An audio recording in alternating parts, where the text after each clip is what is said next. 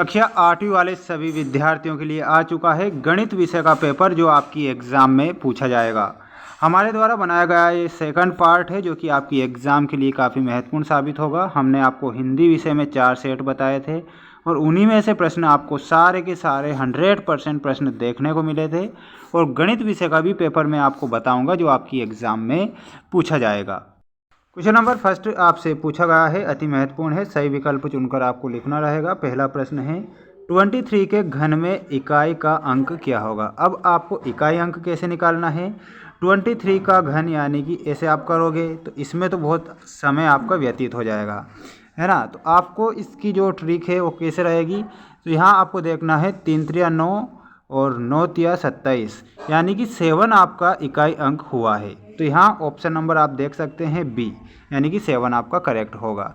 यानी कि इतना हमें डिफ़िकल्ट नहीं करना है क्वेश्चन को। अगर आप ऐसे करने बैठोगे तो बहुत ही देर हो जाएगी। यानी कि सबसे पहले आप इकाई के अंक को देखना है।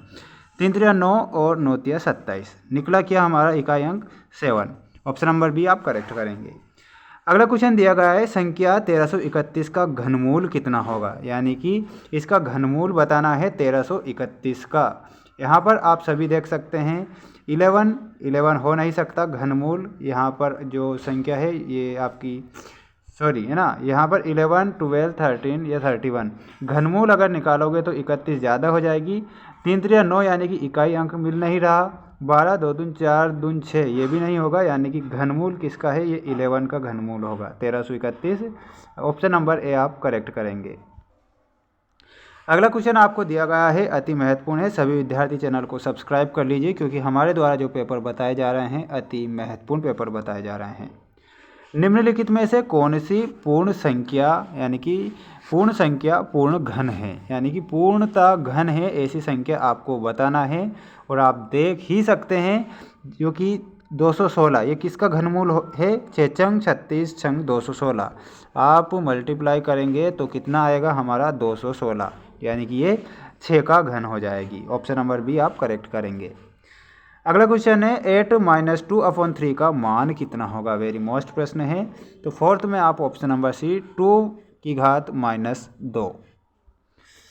अगला क्वेश्चन है आपकी स्क्रीन के सामने। क्वेश्चन पूछा गया है 0.3 की घात 3 का मान कितना होगा। अति महत्वपूर्ण प्रश्न है। तो इसमें आप सभी विद्यार्थियों को करेक्ट उत्तर बताना है और वो हो जाएगा आपका 0.027। अगला क्वेश्चन है 3√1000 के बराबर संख्या कौन सी होगी। वेरी मोस्ट प्रश्न है, इसमें आपको 10 बताना है। अगला क्वेश्चन दिया गया है आपकी स्क्रीन के सामने, अति महत्वपूर्ण है 64,000 ब्रैकेट 1/3 का मान कितना होगा। ऑप्शन है 40 80 160 या फिर 64। यहाँ पर आप सभी विद्यार्थी ऑप्शन नंबर ए करेक्ट करेंगे 40। 512 सेंटीमीटर स्क्वायर क्यूब आयतन वाले घन की एक भुजा की माप कितनी होती। घन की भुजा की माप आपको बताना है, वो हो जाएगी हमारी 8 सेंटीमीटर। बढ़ते हैं नेक्स्ट क्वेश्चन। अगला जो क्वेश्चन आपको दिया गया है रिक्त स्थानों की पूर्ति करना रहेगा। पहला प्रश्न है हमारा, एक संख्या को स्वयं से ही 3 बार गुणा करने पर प्राप्त संख्या क्या कहलाती। यदि हम एक ही संख्या को स्वयं से 3 बार गुणा कर दें तो वो संख्या क्या कहलाती है। आप सभी जानते हैं वो घन संख्या कहलाती है। घन संख्या यहाँ आप लिखेंगे घन संख्या कहलाएगी। यदि किसी संख्या के अभाज्य गुणनखंड में प्रत्येक अंक 3 बार आता है तो वह संख्या एक होती है। वो किस प्रकार की संख्या रहेगी। यदि किसी संख्या के अभाज्य गुणनखंड में प्रत्येक अंक 3 बार आता है यानी कि वो पूर्ण घन कहलाएगी। यहाँ आप लिखेंगे पूर्ण घन कहलाएगी। अगला क्वेश्चन दिया गया है अति महत्वपूर्ण, 1729 4104 या 13832 संख्याएं खालिस्तान संख्याएं कहलाती है। किस प्रकार की संख्याएं कहलाएगी ये इसमें आप हार्डी रामानुजन बताएंगे। ये क्वेश्चन अति महत्वपूर्ण है, इसे आप सभी विद्यार्थी याद रखेंगे।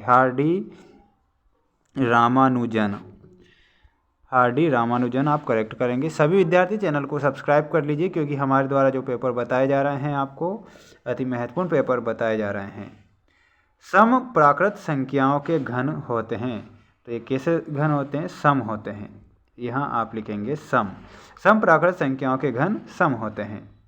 ऋणात्मक प्राकृत संख्याओं के घन होते हैं तो ऋणात्मक ही होते हैं, यहाँ पर आपको ऋणात्मक लिखना है। सम के सम लिखना है, ऋणात्मक का ऋणात्मक लिखना है। योग 10 की घात 3 प्राप्त करने में क्रमागत विषम संख्या कितनी होगी, तो इसमें आपको विषम संख्या बताना है तो वो 10 ही रहेगी। मिलते हैं नेक्स्ट वीडियो में। जय हिंद।